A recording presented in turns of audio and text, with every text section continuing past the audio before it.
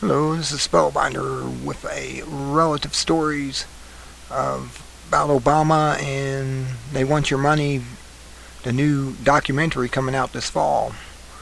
I want to cover Obama is a relativist wrapped in a Muslim inside an agnostic.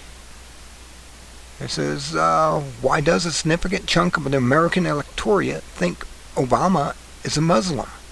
Well, let's count some of the reasons.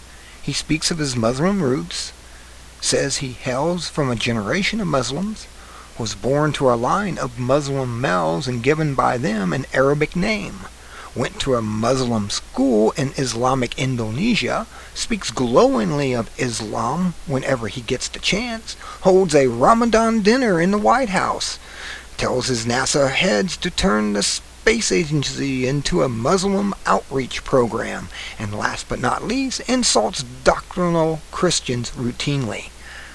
Well, if you quack like a duck, walk like a duck, and look like a duck, I guess you are the duck.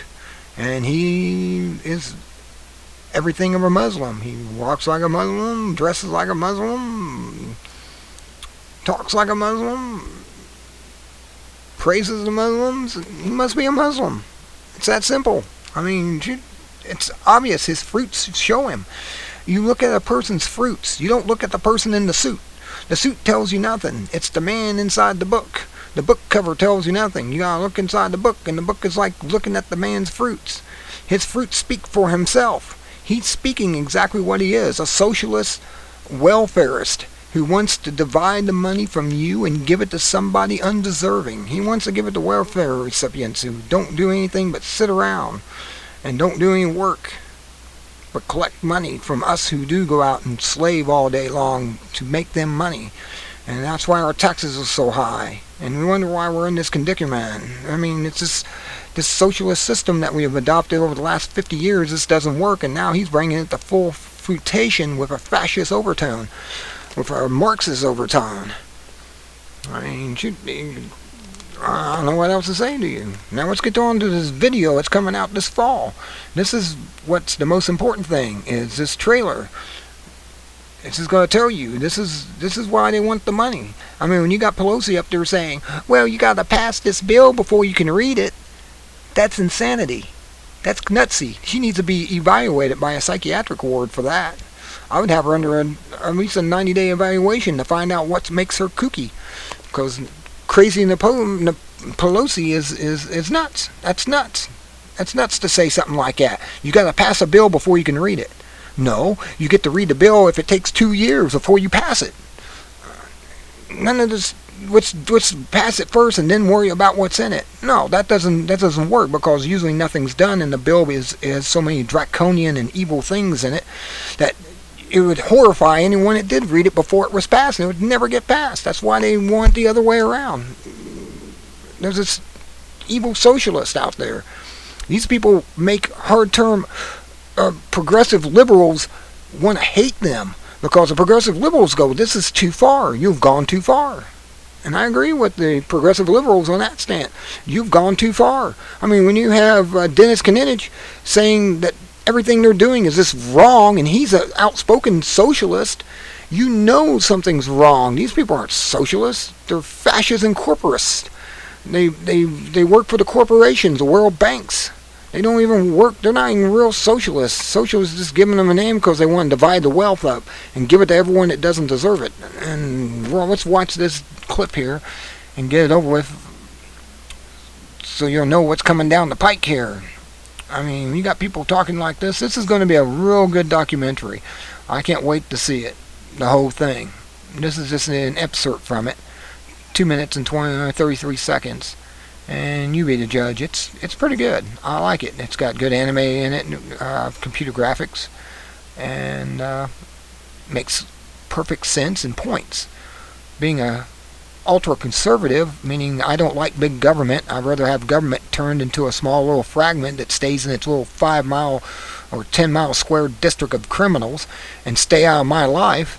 You know, this is pretty good. I like it. That's why I believe government should stay out of everyone's life. Leave us alone. Laissez-faire. Hands off. If I'm not doing anything, harming anyone, don't tell me what to do in my life, and I won't tell you what to do with yours. Jeez Louise, we got rules and regulations that are very basic. They're called 10 Commandments. You follow that, and usually that will cover everything. Alright, let's hear this.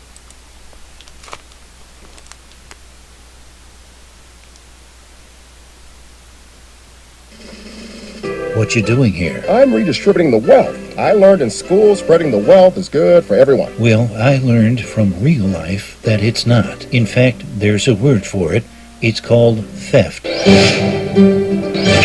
The stimulus plan is one of the great hoaxes of all time.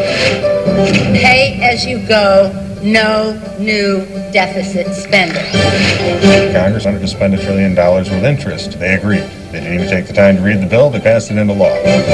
We have to pass the bill so that you can find out what is in it. It all comes down to this. Remember, it's your money they're spending. Government is not the solution to our problem. Government is the problem. The Tea Party movement is a manifestation of conservatives have been pushed too hard for too long. Tired of the people in Washington thinking that we work for them? I've been a little amused where people have been having these rallies. You would think they would be saying thank you. The problem with socialism is that sooner or later you run out of other people's money.